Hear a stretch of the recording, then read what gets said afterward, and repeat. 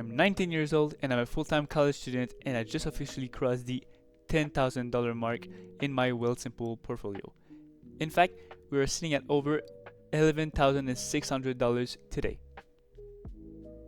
If you saw my last two videos, we were struggling at around $9,000, so crossing into the five-figure territory as a college student is a massive milestone, and I've been working towards 4 months, and I'm really proud of myself. If you're new here, my name is Gabriel, I'm 19 years old, and I'm just here to document my investing journey to try and inspire others to do the same thing.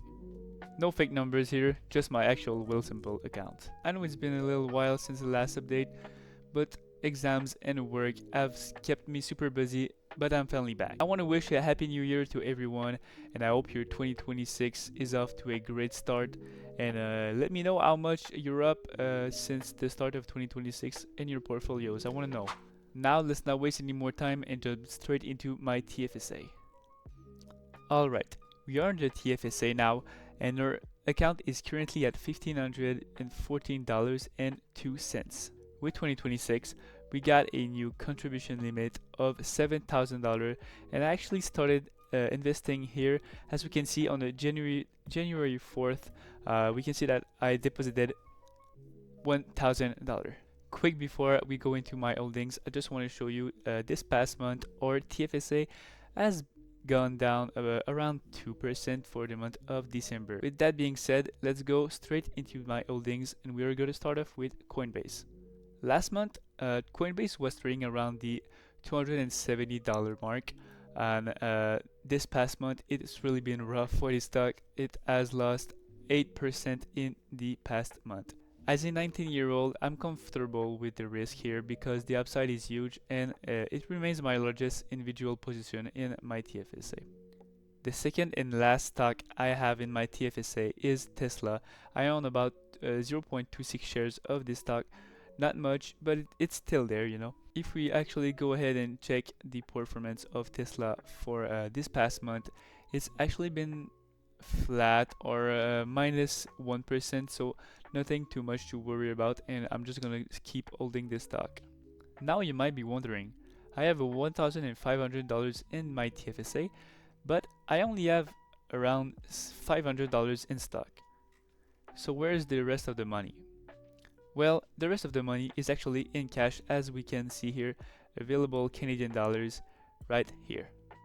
This is actually from my last deposit on the 4th of January. I'm just looking for a new stock to buy, so if you have any recommendation, please let me know in the comments. But I'm thinking either I'm going with Meta, Amazon, or Oracle. So let me know if you approve my choices. Next up is my FHSA. As of today, this account is sitting at $9,941.33. Since it's officially 2026, I have another $8,000 of contribution room available. My plan is to max this out as soon as possible, just like I did last year. Matter of fact, I already started investing in this account. Check this out. As we can see here, on January 4th, I deposited $1,200 in this account, and I bought $450 worth of VFV and $400 worth of XQT, and the rest is available in cash. I'm keeping this account very simple. I don't want no individual stocks here, just some ETF like VFV and XQT. These two are really my two favorites, and I'm gonna show you why. VFV is a fund that tracks the S&P 500, so this is considered a safe investment, if I can say.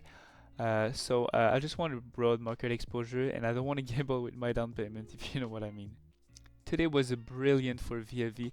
As we can see here, VFV closed at plus 1%, which is a pretty insane day, if we can say that.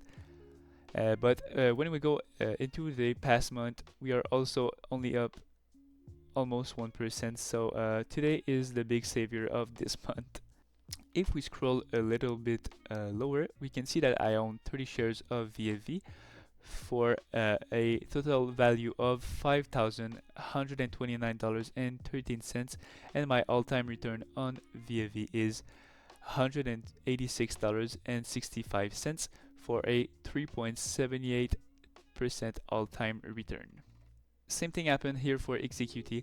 The stock closed at 0.79%, which is a really great day for XQT.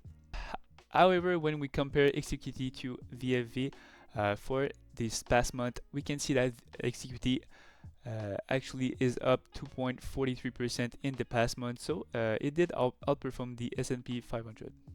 This is why I like to have a little bit of diversification in my portfolio. For those that don't know, XQT is a fund that tracks the global market. So you have a little bit of United States stocks, Canadian stocks, Japan stocks, and everywhere around the world. So same thing here. If we scroll a little bit lower, we can see that I have 109 shares of XQT for a total value of $4,462.19 and an all-time return of 6.23% all-time. So we can really see that XQT is outperforming the S&P 500. So for this past month, my account is up actually 1.59%, which is $155.40. Something worth telling you guys is that XQT actually paid me a dividend of $20.27 on the 6th of January, which was yesterday. By the way, if you're looking to start your own investing journey in 2026, I have a Wealthsimple referral link in the description.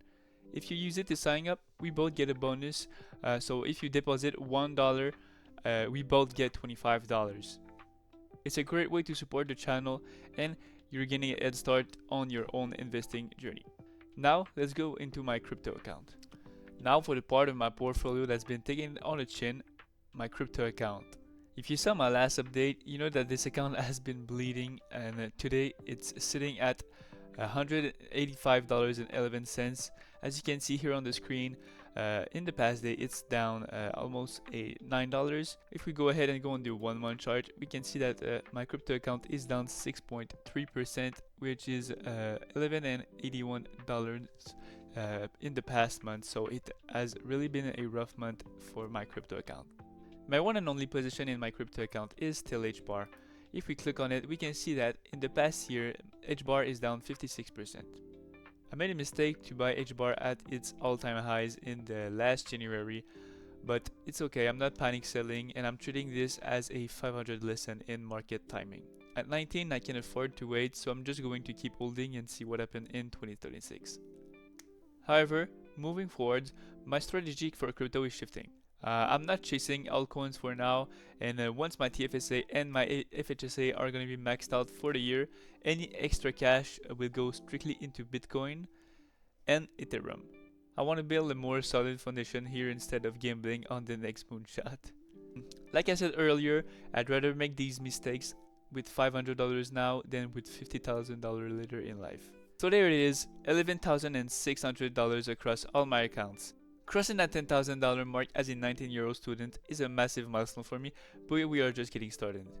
My goal for the first half of 2026 is to hit $15,000 in my Wealthsimple account.